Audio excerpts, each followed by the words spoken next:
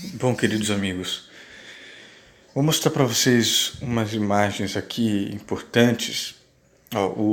A mídia ninja está cobrindo, né, os atos hoje, faz um ano da prisão do Lula, os atos no Brasil e no resto do mundo, muito bonitos, com protestos, performances, música, discursos, etc.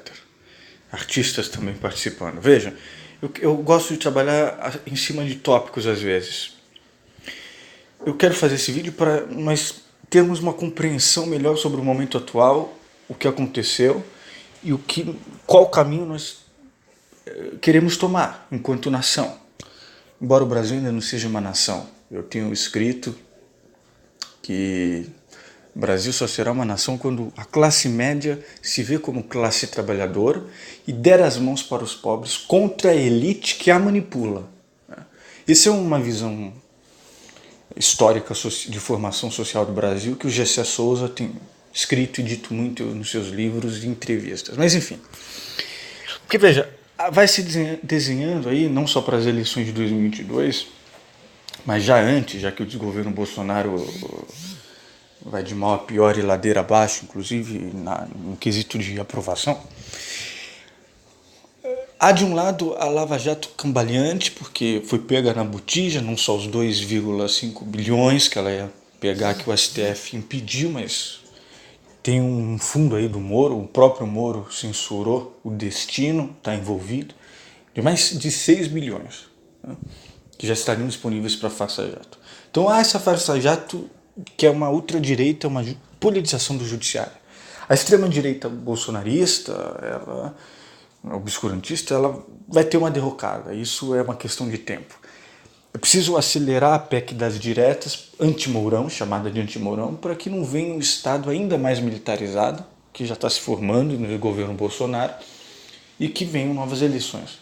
Aí depois, mais do outro lado, também tem o Ciro Gomes, e tem o Lula com o Haddad, ou o Lula livre, ainda é uma expectativa. Ele, né, tenho certeza que o Lula ainda sonha voltar como um Mandela, né? Ele tem essa ambição. Mas veja bem, Lula foi preso no dia 7 de abril de 2018, condenado sem provas por corrupção e lavagem de dinheiro. Veja, isso de sem provas é muito importante pegar o processo do Moro, né? A denúncia do Ministério Público Federal não apontava nenhum ato específico que pudesse configurar corrupção. Houve apenas aquele PowerPoint ridículo, vexatório no mundo inteiro e no universo do direito, né? Um PowerPoint populista do Dallagnol, que é um evangélico fundamentalista, não é um evangélico moderno, é um evangélico fundamentalista que fez jejum para o Lula não ser solto no seu habeas corpus, né? E que é o mais populista. Moro agora está entrando no Twitter, mas o Dallagnol já tem Twitter, já tem Instagram, já tem Facebook, faz lives. Quer dizer, como um promotor faz isso, minha gente? Como um juiz faz isso? Isso é atípico no mundo do direito inteiro, no mundo inteiro. Não é só em épocas fascistas. E esse discurso único do combate à corrupção, que é um discurso reacionário e superficial, porque eles são corruptos. Eles estão em conluio com o grande mercado, que é onde está a grande corrupção. E eles têm um fim muito explícito político, de atingir a política, né? E promover que a política, ninguém presta na política e tal. Há esse lado. E há o lado da esquerda, que sabe que o caminho é política, que atua numa afirmação da política. Bom, o Ministério Público Federal não apontou na sua denúncia nenhum ato específico que pudesse configurar a corrupção. Por isso se diz que faltava materialidade à denúncia. Os argumentos contra Lula eram tão fracos que foram apontados como indícios de corrupção. Isso está no próprio... Se vocês pegarem a sentença do Moro, ela é tão fraca, ela não se sustenta em pé, porque ele usa exatamente essas palavras que eu vou falar aqui, que eu nunca me esqueci. Atos indeterminados de ofício. É isso mesmo, podem colocar aí e procurar.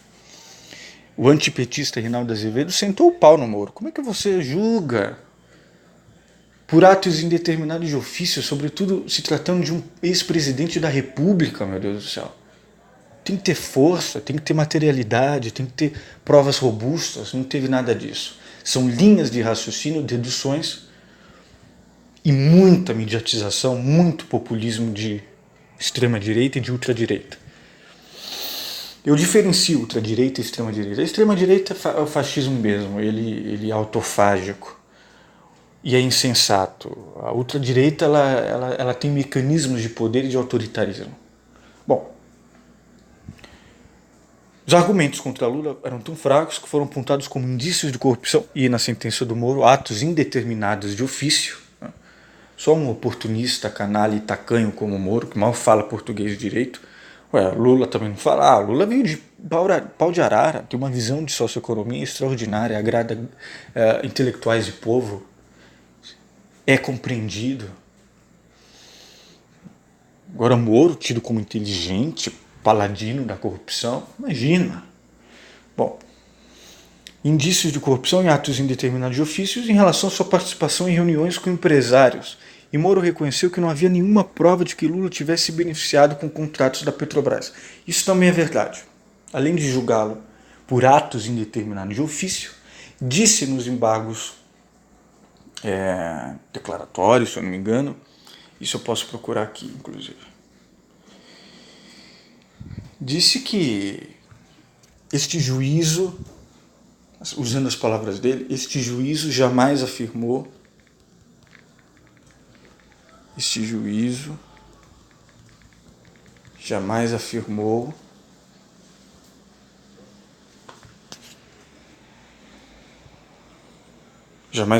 na sentença. O próprio Reinaldo Azevedo fez questão de declarar isso porque viu o perigo disso.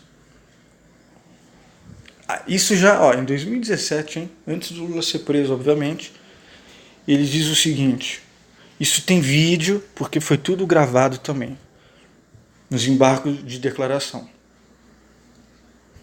A íntegra da denúncia, ao vídeo.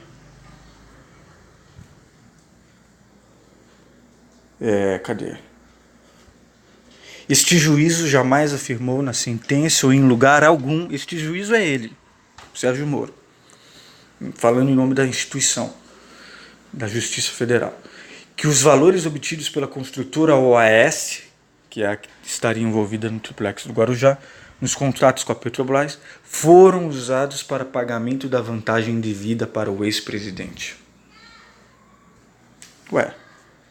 Ele admite aqui e julgou mesmo assim, por atos indeterminados de ofício. Quer dizer, cadê a base material? Não tem. Você não pode julgar o Zé da esquina, desculpa essa expressão, sem base material por atos indeterminados de ofício. Você não pode, muito menos um ex-presidente com uma repercussão na democracia, na república, na história do Brasil, nas consequências drásticas em nome disso. Mas julgou, por quê? Porque é um peralta, é um irresponsável, é um canalha, é um oportunista. Não importa se tem dedo da CIA, se tem dedo do governo americano, do deep state americano que demoniza o Lula, assim como demoniza as lideranças de esquerda da América Latina, não importa. Agiu assim contra o país, 5 anos de farsa-jato, desindustrializou completamente o país. Farsa-jato que é antipovo. E agora nós achávamos que o Moro era tucano, ele é pior, ele é um bolsonarista, o pacote anticrime dele é nazifascista. É base legal para matar você e eu. Não é só o preto, pobre, periférico. Qualquer um de nós. Embora esses estejam mais vulneráveis. Junto à deforma da previdência do sociopata Paulo Guedes, um sujeito que só vê número, né? Não mede as consequências da sua deforma, que já foi completamente destruída pela oposição. Se você vê os argumentos da oposição, são mais fortes do que os argumentos do desgoverno, tanto que o próprio Bolsonaro e seus filhos não levantam a bandeira da reforma da Previdência, eles próprios são contra. Então, é uma reforma que empobrece a população brasileira, não vai poder pagar a sua aposentadoria. E aí vários vão para o crime, os que não vão para o crime ficam também na esteira da margem, como há milhões já nesse país, desde a reforma trabalhista do Temer, que empurrou milhões na informalidade, desemprego, falou que ia gerar emprego, nunca. O que acontece? Vem esse pacote anticrime e mata. né? Então eles coadunam com os interesses genocidas da elite brasileira. Isso que é o que deve ser dito. Não há um projeto nacional de transformação nacional profunda. Bom, então, primeiro, a denúncia do Ministério Público não tem base. Moro acata mesmo assim, porque é toda uma curriola. Ele acata com Luiz maiores. Ele acata mesmo assim. Não vê também base legal. Diz que nunca falou que o presidente recebeu vantagem indevida da construtora UAS, mas julga por atos indeterminados de ofício. Então essas três etapas são fundamentais. Sem base legal do Ministério Público, mas tudo bem. Segundo, o juiz acata, não vê nenhuma vantagem indevida, diz isso, é verbal, vocaliza isso nos próprios embargos declaratórios pedidos pela defesa. Terceiro, julga por atos indeterminados de ofício. Quarto, se arvora no desgoverno. Quer dizer, o próprio The New York Times fez aquela matéria, né? Juiz, meus amigos estrangeiros, os políticos no resto do mundo não estão entendendo. Juiz que prendeu o maior adversário político do Bolsonaro. Bolsonaro perto do Lula perderia de lavada, mas enfim. Justamente por isso, preso, é nomeado ministro no governo Bolsonaro. O mundo não entende. Só em períodos fascistas ou em ditaduras isso acontece. Um juiz federal prender a maior liderança política que disparava em todas as pesquisas, nas mais eficientes e nas mais vendidas, mercadológicas, e se arvora como ministro da Justiça. Isso lembra Mussolini, lembra Hitler. Não tem nada a ver com democracia. Bom, não há nenhuma prova de que Lula fosse proprietário ou possuidor do triplex. Não está no nome dele. Marisa Letícia, esposa, ex-primeira-dama, falecida, assinou o contrato de compra de apartamento situado no mesmo edifício do triplex. Pagou a prestação mensalmente por muitos anos. Lula foi condenado por um juiz parcial, seu adversário político. Tem uma entrevista do Onyx Lorenzoni. Vão anotando aí todas as referências que eu estou dando para vocês, que eu não quero me alongar muito, ir lá ver o vídeo, tá? Procurar esse vídeo. Mas procurei uma entrevista, não sei se de janeiro, que ele disse que, ou do ano passado, não lembro, mas digitem aí que vocês vão encontrar fácil essa referência que eu estou dando. Onde o Onyx diz que o Lula é alvo do Moro desde 2005, por aí. Para vocês terem uma noção. Como esse Moro já tinha intuitos escusos. Moro se favoreceu diretamente da derrota do PT, sendo nomeado ministro por Bolsonaro, principal beneficiado com a prisão de Lula. O TRF4, tem isso também, a segunda instância, aí vem a segunda instância. O TRF4 furou tudo isso, interesses escusos na primeira instância da Farsa Jato, que já tem interesses escusos em vários outros aspectos. Você veja que a Farsa Jato não investiga o próprio judiciário, tão mais corrupto do que a política. Por quê? Muito menos o mercado. Ao contrário, tem conluio com ele em contratos e, inclusive, na indústria das delações. Contratos bilionários. O combate à corrupção é lucrativo. Só esses dois fundos achados da Farsa Jato, envolvendo o Moro e Dallagnol, dá quantos triplex? Um tinha 2,5 bilhões que foram bloqueados a tempo pela Procuradoria-Geral da República e pelo STF. Mas o de 6 bilhões? Dá quantos triplex? Pois é. Bom, então esses falsos heróis, eles vão sendo desmascarados. O TRF4 furou a fila do julgamento dos processos para dar tempo de prender Lula antes das eleições. Isso é o mais grave. Isso foi o mais grave. A celeridade, a pressa que não houve com nenhum outro preso. Furou a fila dos julgamentos dos processos para dar tempo de prender Lula antes das eleições. Tiveram muita pressa em condenar Lula, mas ainda não encaminharam os recursos aos tribunais superiores. E isso é importante também porque a nossa Constituição diz que trânsito julgado da ação penal condenatória O réu precisa estar livre.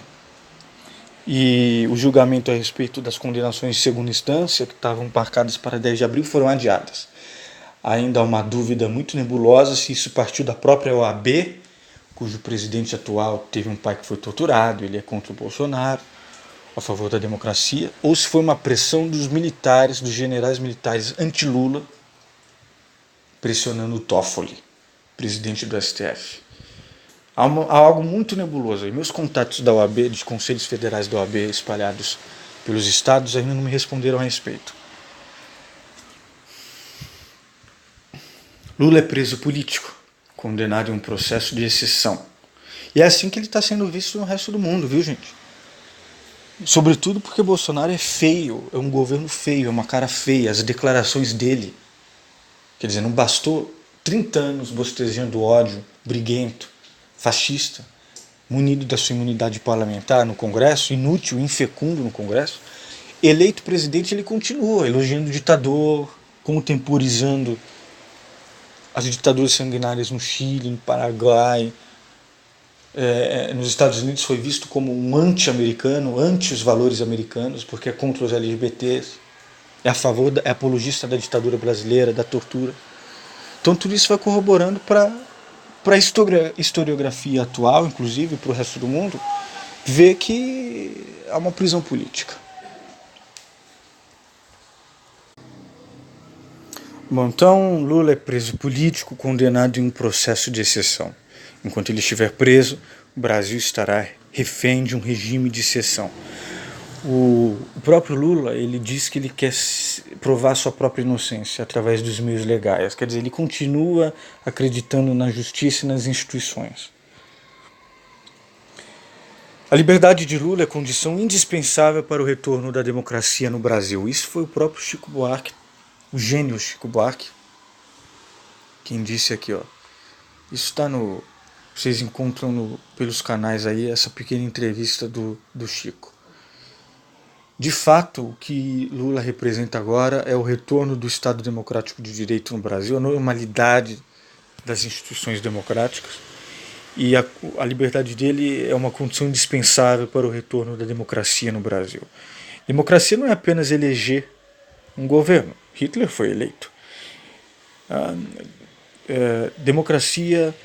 Prenderam Lula não só porque ele venceria as eleições, mas porque ele é o único que mobiliza tanto a Avenida Paulista quanto o Nordeste.